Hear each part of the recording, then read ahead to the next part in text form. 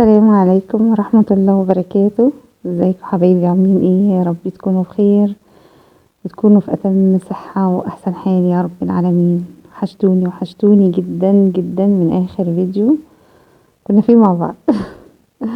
والله العظيم وحشتوني، انتوا توحشوني جدا والله العظيم، وبيوحشني التصوير معاك وتنزيل الفيديوهات. بس انتوا عارفيني، عارفين مبدئي ان انا لما بلاقي حاجة جديدة او فيديو فيه افكار جديدة بنزلها. غير كده معرفش اقوم كل يوم امسح واطبخ وانزل فيديوهات، امسح واعمل روتين وانزل فيديوهات. لا، لازم الروتين اللي انا هعمله او الفيديو اللي انا هعمله يكون فيه افكار جديدة. فانا عودتكم على كده، فممكن يكون عشان اعمل فكرة جديدة او روتين يكون فيه حاجة جديدة هتستفيدوا منها او هتعجبكم او هتقولوا رأيكم فيها، فباخد وقت طبعا قبل ما بنزل الفيديو. فيعني خليكم معايا واحدة واحدة كده وتتفرجوا على فيديوهاتي كل ما تنزل وتشجعوني عشان اقدر اصور فيديوهات كتير ان شاء الله. فيديو النهاردة حلو جدا وهيعجبكم ان شاء الله، بس اهم حاجة تخليكم لاخر الفيديو عشان هتشوفوا المفاجآت اللي انا عاملاها في الفيديو ده في الاخر الفيديو. اول الفيديو ده روتين عادي، وعزومة كانت عندي، وفي اخر الفيديو في تجديدات وفي حاجات جديدة في شقة اسكندرية. شقة اسكندرية كانت الوانها والنقاشة اللي كانت فيها ما كانتش عجباني خالص، لا انا ولا جانا بنتي. كانت فيها اصفرات على اورنج، والعواميد دي كان شكلها كده ملون غير الالوان العادية، لكن احنا غيرنا فيها طبعا. فزي ما انت اللي عارف في الفيديوهات بتاعتي اللي فاتت هيشوف الشقة كانت الوانها ايه، ودلوقتي احنا غيرنا النقاشة والديكور بتاعها بقت شكلها ايه. خلاص، فانا وريتكم الشقة من اولها لاخرها ازاي اتبيضت وعملت نقاشة جديدة والوان جديدة، وعملنا خلفية كمان كافيه باللون القطيفة فطلعت تحفة يعني. قبل ما ابدا الروتين واخش على عمايل الاكل قلت اعمل كوبايه قهوه كده مع نفسي عشان اظبط دماغي الاول، بعد كده اخش على الطبيخ والاكل والروتين الجامد بتاع النهارده، لانه يوم كان طويل جدا وكان كله تعب جدا. خلاص.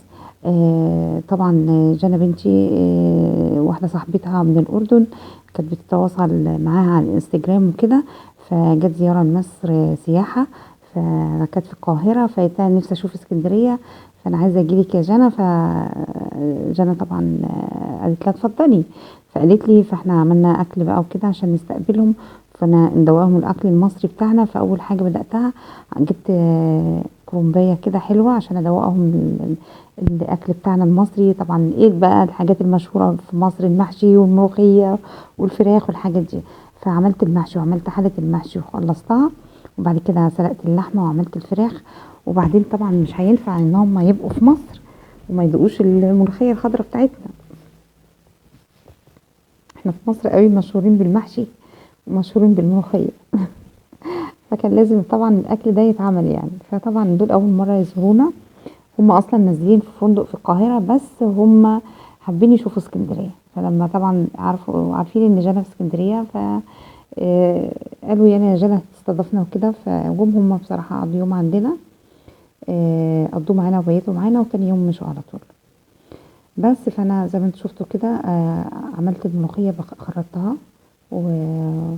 وعملت بقى الاكل كله، وخدت اليوم من اوله. كان يوم صراحه كان يوم صعب وكان فيه مجهود كبير، لكن اهو الحمد لله عدى على خير. زي ما انتوا شايفين كده بعد ما خرطت الملوخيه. انا اولا عايزه اقول لكم ان الملوخيه في ناس بتحب تنعمها قوي.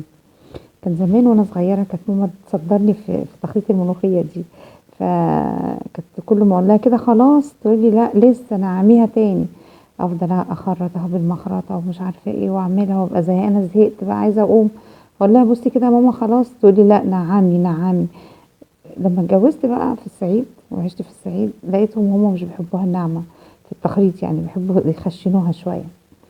بس فانا هنا بقى في بالطريقه دي انا ايه مش منعماها قوي يعني. بس وبيحبوها تخينه مش خفيفه، يعني شوربتها تبقى قليله مش كتير عشان ما تسقطش تحت. دي اهم حاجه، ان يعني ما تجيبيش الشوربه الاول وتسقطي وتنزلي عليها الملوخيه، لا، خلي الملوخيه هي اللي موجوده في الحله زي ما انا عملت كده، وبعد كده تنزلي بالشوربه عليها حبه بحبه كده او شويه بشويه لحد ما تحسي ان القوام بتاعها حلو وسميك، يعني لا هو خفيف ولا هو تقيل، زي ما انتم شايفين كده. انا كنت خلاص ظبطتها وعملتها، وبدي للملوخيه غلوه بعد ما احطها في الشوربه الاول، وبعد كده بعمل تقليه الثوم والكزبره الناشفه، وانزل بيها على الملوخيه وما اغليهاش تاني بقى خلاص. بغطيها بقى على كده، ما اغليش الملوخيه تاني، هي اتغلت مع الشوربه في الاول، وبعد كده بعد التقليه خلاص انزل عليها التقليه وخلاص. كده كنت خلصت بقى كل حاجه، وعملت الاكل وعملت الملوخيه والمحشي. وهنا بقى بنغرف عشان خاطر ايه، هما كانوا ناموا، جم من السفر يعني، من القاهره لاسكندريه، جم ناموا. وبعد كده بقى ايه صحتهم بعد ما انا خلصت بقى، حطينا الاكل بقى، كانوا مبسوطين جدا جدا جدا بالمحشي، وقالوا احنا حاسين كده طعم الاكل فيه ريحة مامتنا واكلها وكده يعني، مع ان هم ما بيطبخوش الاكل ده، بس بيقولوا ايه اكلك زي اكل ماما، هم قالوا كده ما اعرفش بقى. كانوا قلقانين ان هم ياكلوا محشي، بس لما دوقوا عجبهم جدا، وعجبتهم الملوخيه جدا. وبقول لهم طريقه الفراخ بتعملوها كده، قالوا يعني ساعات بنعملها كده وساعات بنعملها في الفرن. خلصنا بقى الغدا وخلصنا الاكل بقى، ويلا بينا دخلنا على الروتين بتاعنا. طبعا انا كان عندي كنبتين في شقه اسكندريه القديمه، فلما نقلت الشقه الجديده ما خدتهمش معايا، وديتهم عند اللي هو بتاع الانتريهات المنجد وكده، وقلت له خليهم عندك لحد ما ايه، ما اقول لك اعملهم لي وكده. فقعدت حوالي 4 شهور بعد ما نقلت الشقه الجديده دي، وما رضيتش ان انا اعملهم دلوقتي يعني. وعندي انتريه اللي هو لونه ذهبي اللي انتوا شايفينه برضو معاكم في الفيديو ده، جميل وكويس وكل حاجه، بس كان فيه شويه حاجات كده واقعه وشويه تظبيطات. فانا قلت ايه، لا انا مش هعمل حاجه في الانتريه دلوقتي، انا عايزه اعمل ركن. فكانوا عندي كنبتين زي كنبتين الانتريه كده، وديتهم للمنجد، قلت له زود عليهم خشب واعملهم لي ركنه، وعايزاها ركنه حلوه يعني كبيره. وكان عندي صوره، هو بعت لي صور كتير على النت، على الواتساب يعني، وقال لي شوفي الموديل اللي انت عايزاه واختاري. فاخترت الموديل ده بس. حبيت بقى ايه، اخترت انا وجانا نجيبه لون ايه، اخترنا اللون الكحلي ده اللي مزهر، يعني مش كحلي غامق قاتم، لا لون كحلي مزهر شويه بس كده. واخترنا القماشه وكل حاجه، وبتبقى للمنجد ايه، اديته عربون ومشيت على اسكندريه. وبعد كده قلت له لما اجي المره الجايه تكون خلصتها. وفعلا يعني انا جيت اسكندريه وقعدت يمكن اسبوع ومستنيه ان هو يجيبها لي او يشتغل فيها، ما كانش يشتغل فيها. طبعا انا كنت متفقه معاه 15 يوم نازله وهستلمها منك، هو لا، انا قعدت الاسبوع بتاعي اللي بقعده في اسكندريه وهو ما كانش يشتغل فيها، فاخرني وعطل سفري. دي اول حاجه. الحاجه التانية ما كانش خلصها ولا بدأ فيها شغل، بدأ فيها شغل في اخر 3 ايام وانا كنت مسافره. فانا كنت عايزه اسافر الاربع، اخرني خلاني سافرت الجمعه، بسبب ان هو بدأ فيها يوم تقريبا الاثنين، فقعد الاثنين والثلاث والاربع يشتغل فيها وسلمها لي يوم الخميس. بص وانا ماسكاها انا قلت بقى مطرح الشيل والحط كانوا مبقعينها ومطربينها، قلت انضفها. فمسكتها بالفوطه كده مبلوله حته حته، حتى ايه المع فيها التراب اللي كان عليها، بسبب ان هم كانوا سايبينها مركونه على الارض، يعني لم التراب وكده. فقاعده بقى ايه، قلت انضفها بفوطه مبلوله بحيث ما يكونش فيها بقع تراب. هي القماشه نضيفه ما فيهاش حاجه، بس كانت مطرح ما كانوا راكنينها على الحيطه وهم مطلعينها كانت فيها ايه تراب، فقلت ايه امسحها والمعها من التراب اللي عليها. فقعد بقى مصطفى كان قاعد معايا وعمال هو واخته متخانقين، معرفش كانوا عايزين ايه، او هي كانت هتطلب اكل باين وبقول لها اطلبي لي معاكي مش راضيه. فقاعدين يتخانقوا هما الاتنين ونرفزوني، وانا كنت على اخري بقى. سلك الشاشه، طبعا الشاشه كانت في الجنب اليمين، فطبعا عشان الركن رحت نقلت الشاشه على الجنب الشمال. فالسلك بتاع او الجاك بتاع السلك الشاشه كان موجود على الفيشه بتاعته على اليمين، فاضطريت ان انا اخلي السلك على الارض كده متوصل، وقلت كده كده هداريه بالسجاده بس. فخلصت بقى تلميع القماش بتاع الركنه.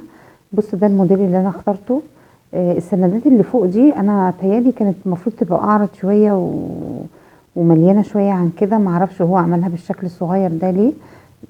دي اول حاجه. الحاجه التانية في الركنه دي ان السفنج بتاعها مش سفنج طري، سفنج ناشف، اللي يجي يقعد عليها يحس ان في حاجه ناشفه مش حاجه طريه. بيقول لي مع الوقت هتاخد وتدي وهتطرى يعني، ما اعرفش.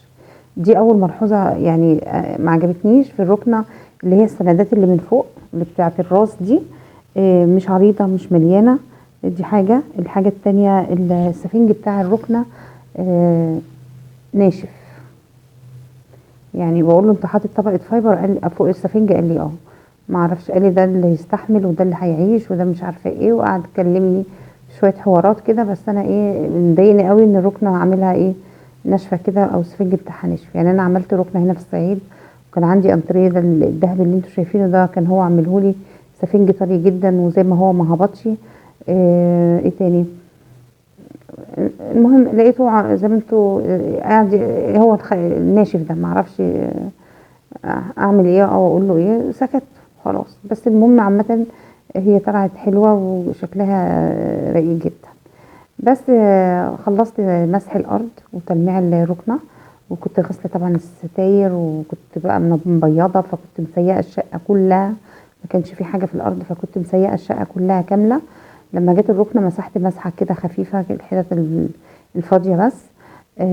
وكنت غسله الستاير وكل حاجه والمفارش يعني كل حاجه كنت عاملاها. فلما جيت الركنه يا دوبك مسحت مسحه كده خفيفه، ورجعت جبت بقى السجاد وفرشته. فحبيت بقى السجاد عندي كان لونه بيج على ذهبي كده. فانا يعني ايه، انا ما كنتش يعني مش مريحني، فانا ما اقدرش اغير سجاد دلوقتي. فاعمل ايه، اعمل ايه؟ رحت جايبه ايه من على النت كده، دخلت على جروب على الفيس بتاع كفر سجاد او حافظات سجاد. فاتصلت عليها وقلت لها عايزه الوان الكافيه. طبعا انا عندي الستاير كافيه، زائد ان انا غيرت لون النقاشه، عملتها الفانيليا لاتيه، الفانيليا لاتيه، وعملت خلفيه كافيه قطيفه. ف... فطبعا كان ده مهم قوي ان انا لازم اجيب الحافظه او السجاده تكون كافيه برضو زي ما انتم شايفين كده. وطعمت الركنه بخدديات هتشوفوها دلوقتي، كافيه في كحلي، اللي هي الكوشنات بتاعتها. شغل هادي ورقيق قوي قوي قوي. انا بحب الحاجات الهاديه، ما بحبش الحاجات اللي هي الايه المترقعه قوي. فالنقاشه كانت مترقعه قوي، الراجل كان عامل لي اورنج ولا اصفر ما تفهموش، غيرتها. الركنه عملت الكحلي ودخلت معاه الكافيه، الالوان اللي هي الهاديه الرقيقه في كده. يعني انا عندي سجادتين في الريسبشن، الاتنين زي ما انتم شايفينهم كده، كانت واحده بني وواحده بيج تقريبا او ذهبي، الاتنين او الاتنين بني. المهم رحت جايبه لهم الكفرين، كفر 2 في 3 ده، وكفر اللي هو 160 في مترين وحاجه باين. عمل كله، الكبيره عملت 600 والصغيره عملت 500 جنيه